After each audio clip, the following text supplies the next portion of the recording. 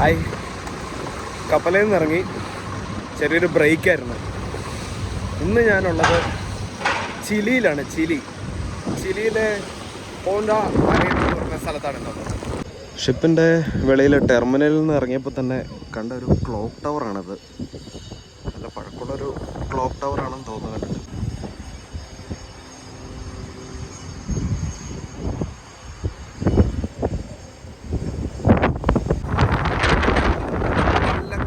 കാറ്റ്.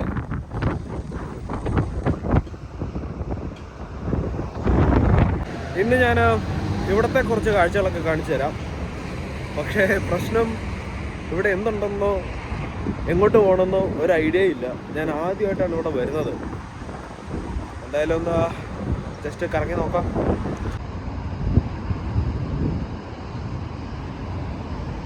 ഈ Panama canal ഉണ്ടാക്കുന്നതിന് മുന്നേ ഈ ലോക സഞ്ചാരിയായിരുന്ന മഗലനുമായിട്ട് ഒരു കണക്ഷൻ ഉണ്ട് ഈ സ്ഥലത്തിന്. അദ്ദേഹം ഇതിലെ വന്നെന്നോ അങ്ങനെ എന്തോ ആണെന്ന് എനിക്ക് തോന്നുന്നു. കറക്റ്റ് എനിക്ക് അറിഞ്ഞുകൂടാ. ഇവിടുത്തെ കെട്ടിടങ്ങളെല്ലാം ഒരു എന്താ പറയുക, പെട്ടെന്ന് പൊളിച്ചു മാറ്റിക്കൊണ്ട് പോകാൻ പറ്റുന്ന രീതിയിലുള്ള ഒരു നിർമ്മാണമാണ് എനിക്ക് കണ്ടിട്ട് തോന്നിയത്. എല്ലാം ഈ നമ്മുടെ നാട്ടിലെ പോലെ കോൺക്രീറ്റ് ഒന്നും അല്ല. ഈ മഗല്ലൻ കടലിടുക്കിന് അടുത്തുള്ള ഒരു കോസ്മോപൊളിറ്റൻ സിറ്റിയാണ് ഈ പുണ്ടാ അരീനാസ് എന്ന് പറഞ്ഞ ചിലിയിലെ ഈ സ്ഥലം. കോസ്മോപൊളിറ്റൻ സിറ്റി എന്ന് പറഞ്ഞിട്ടുണ്ടെങ്കിൽ എന്താ പറയുക, മലയാളത്തിൽ പറഞ്ഞാൽ ഒരു സാർവദേശിക നഗരം എന്നൊക്കെ പറയും. അതായത് പല രാജ്യങ്ങളിൽ നിന്നുള്ള ആൾക്കാരെല്ലാവരും ഒന്നിച്ച് ജീവിക്കുന്ന, അല്ലെങ്കിൽ ഒരു വേൾഡ് ഹബ്ബ്, അങ്ങനെയുള്ള ഒരു സ്ഥലത്തിനാണ് കോസ്മോപൊളിറ്റൻ സിറ്റി എന്ന് പറയുന്നത്.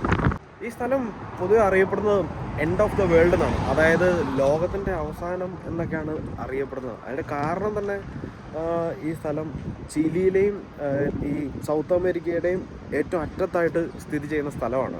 അതുമാത്രമല്ല, ഈ മഗല്ലൻ കടലിടുക്കിൽ ആയിട്ട് സ്ഥിതി ചെയ്യുന്ന സ്ഥലമായതുകൊണ്ട് തന്നെ ഈ പറ്റഗോണിയ എന്ന് പറയുന്ന സ്ഥലത്തേക്ക് അന്റാർട്ടിക്കയുടെ ഒരു എൻട്രൻസ് ആയിട്ട്, ഒരു കവാടമായിട്ടാണ് ഈ സ്ഥലത്തെ കണക്കാക്കുന്നത്.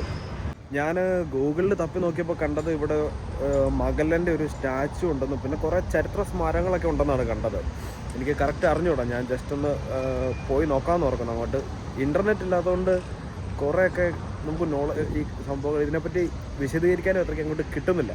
ഞാനിപ്പോൾ നടന്നു പോകുന്ന വഴിക്ക് ഈ ബിൽഡിങ്ങിൽ നിന്ന് വരുന്നൊരു വൈഫൈ വെച്ച് തപ്പിയെടുത്ത കാര്യങ്ങളാണ് ഇതൊക്കെ.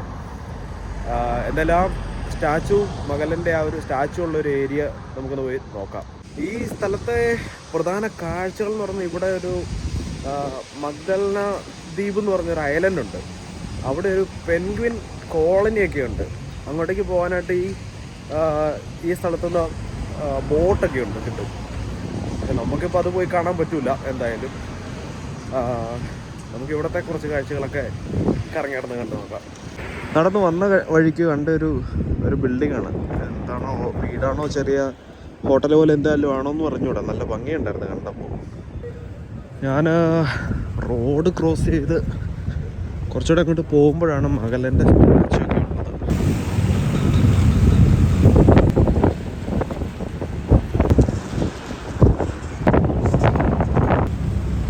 ഉള്ളത്.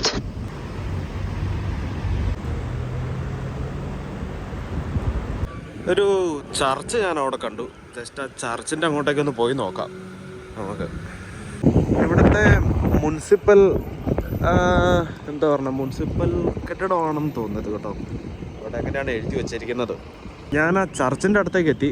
ഒരു ചെറിയ പള്ളിയാണ്, പക്ഷേ നല്ല ഭംഗിയുണ്ട് കേട്ടോ കാണാനായിട്ട്. അതിൻ്റെ ഉള്ളിൽ കയറാൻ പറ്റുമെന്ന് അറിഞ്ഞൂടാ. എന്തായാലും പോയി നോക്കാമെന്ന് ചെന്ന്. ഞാനതിൻ്റെ അകത്ത് കയറാൻ പറ്റുമോ എന്ന് നോക്കാൻ വേണ്ടി ഒന്ന് വന്നതാണ് പള്ളിയുടെ.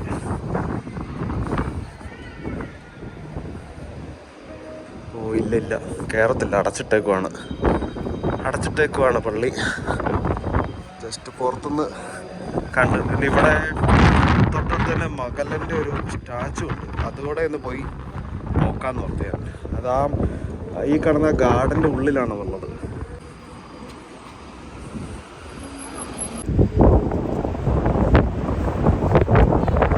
ലോകപ്രശസ്ത സഞ്ചാരി മഗല്ലൻ്റെ പ്രതിമയാണ് നിങ്ങൾ ഈ കാണുന്നത്.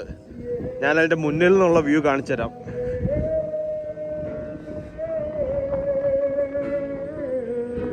ഇവിടെ ഒരു പുള്ളി ഇന്ന് പാട്ട് പാടുന്നുണ്ട്.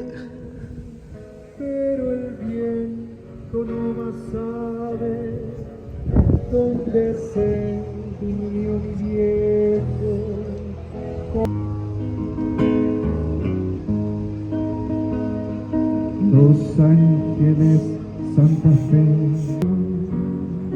hasta mi casa llegaba, la ley buscó, mi madre escondió la cara, cuando él fue tan hombre y solo, llevó la muerte en su arreo.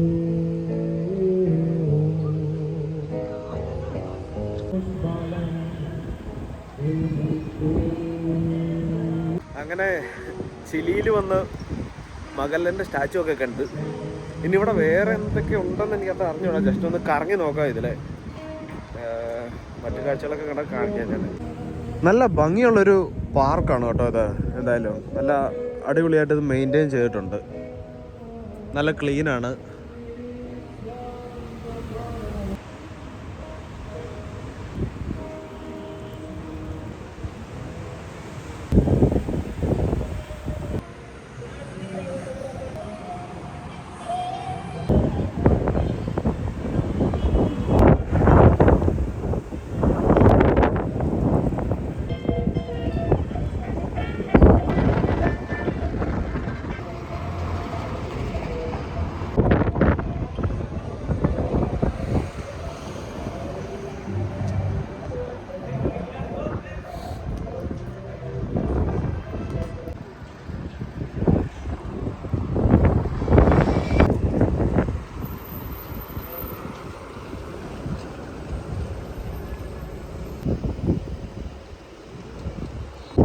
നല്ല കളർഫുള്ളാണ് ഈ ഒരു ഏരിയ കേട്ടോ. നല്ല ഭംഗിയുണ്ട്. എന്തായാലും ഈ കെട്ടിടങ്ങളൊക്കെ എന്താ പറഞ്ഞ ഒരു അമേരിക്കൻ ടച്ച് ഫീൽ ചെയ്യുന്നുണ്ട് എനിക്ക്. നല്ല ഭംഗിയുണ്ട്. എന്തായാലും നല്ല പഴക്കമുണ്ട് മിക്ക കെട്ടിടങ്ങളും.